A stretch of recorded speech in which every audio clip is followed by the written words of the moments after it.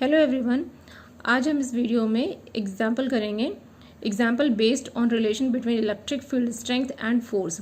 और इसमें जो फॉर्मूला यूज़ हम करेंगे वो है E equals to vector E equals to force divided by Q nought. यहाँ पे E इलेक्ट्रिक फील्ड है, F फोर्स है और Q जो है वो चार्ज है। तो इलेक्ट्रिक फील्ड स्ट्रेंथ को हम फोर्स के टर्म में हम लिख सकते हैं, फोर्स और चार्ज के टर्म में F बाई Q नॉट। यहाँ F के लिए, F फोर्स के लिए हम लिख सकते हैं Q नॉट E।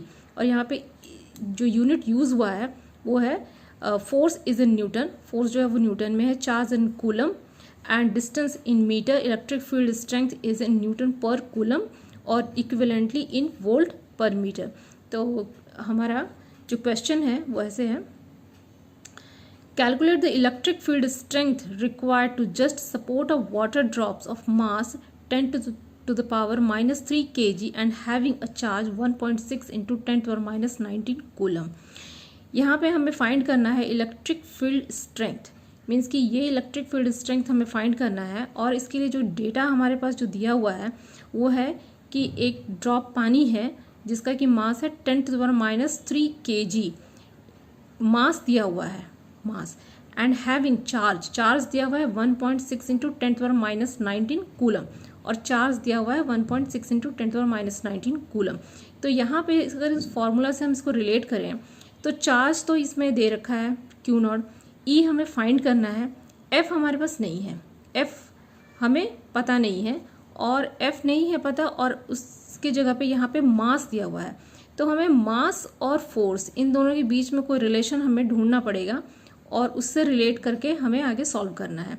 तो हमें सबसे पहले जो इसमें जो डेटा दिया हुआ है, mass equal to 10 to the power minus 3 kg, तो इस मास को हमने लिख दिया, Q चार्ज वो लिखा हुआ है और E, अब let E with the strength of electric field required to just support the water drop. Water drop को बैलेंस करने के लिए, उसको सपोर्ट करने के लिए जो इलेक्ट्रिक फील्ड रिक्वायर्ड है वो मान लेते हैं कि वो E है।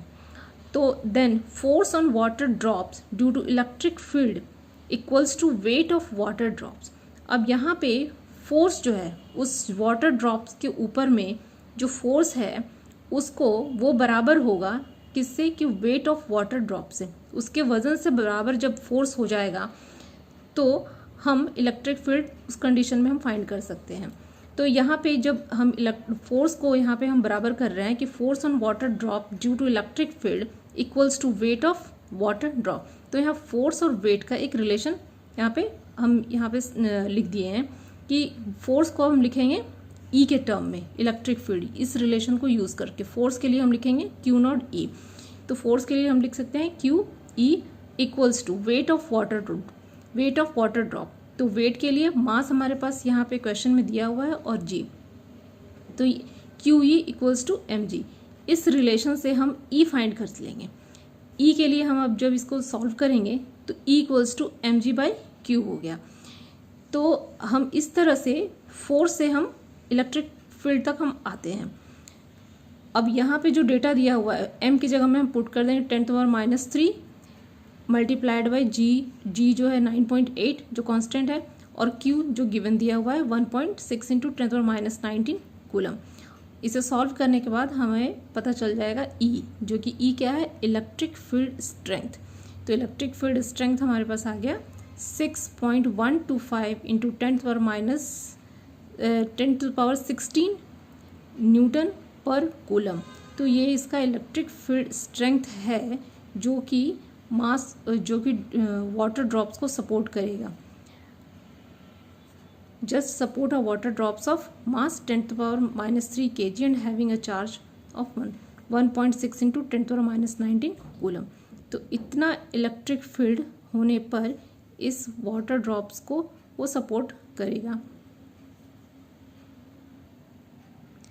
हमारा दूसरा क्वेश्चन है, calculate the voltage needed to balance an oil drop carrying 10 electrons when located between the plates of capacitor which are 5 mm apart. The mass of oil drop is 3 into 10th power minus 16 kg. Take G 10 metre पर second square. यहाँ पे जो given data है उसको यहाँ सबसे पहले लिख लिया गया है। सबसे पहले तो इस क्वेश्चन में हमें करना क्या है वो देखिए कि इसमें हमें calculate the voltage needed to balance an oil drop carrying 10 electrons. यहाँ पे एक इलेक्ट्रॉन है, यहाँ पे एक ड्रॉप है, ऑयल ड्रॉप है जो कि 10 इलेक्ट्रॉन्स को कैरी कर रहा है, और उसको बैलेंस करने के लिए जो वोल्टेज रिक्वायर्ड है उसे हमें कैलकुलेट करना है। तो यहाँ पे इस तरह से हम देख सकते हैं कि ये एक ऑयल ड्रॉप है, इसके ऊपर में 10 इलेक्ट्रॉन्स हैं और ये कैपेसिटर के बीच में है। यहाँ पे ये दो प्लेट्स है कैपेसिटर के, इन दोनों बीच के का जो डिस्टेंस है जो कैपेसिटर के प्लेट का वो भी दिया हुआ है 5 mm। ये 5 mm का डिस्टेंस है, बीच में ये ऑयल ड्रॉप है, 10 इलेक्ट्रॉन्स इसके ऊपर में जो फोर्स लग रहा है, अपवर्ड फोर्स लग रहा है और एक डाउनवर्ड फोर्स लग रहा है। ये ऑयल ड्रॉप स्टेशनरी रुका हुआ तभी रहेगा जब अपवर्ड फोर्स और डाउनवर्ड फोर्स दोनों बराबर हो जाएंगे। तो जो अपवर्ड फोर्स है वो है QE और जो डाउनवर्ड फोर्स है वो है mg। तो QE यहाँ पे इक्वल्स टू ये है फोर्स लगने वाला अपवर्ड फोर्स जो है वो इलेक्ट्रोस्टैटिक फोर्स जो ऊपर की तरफ लग रहा है।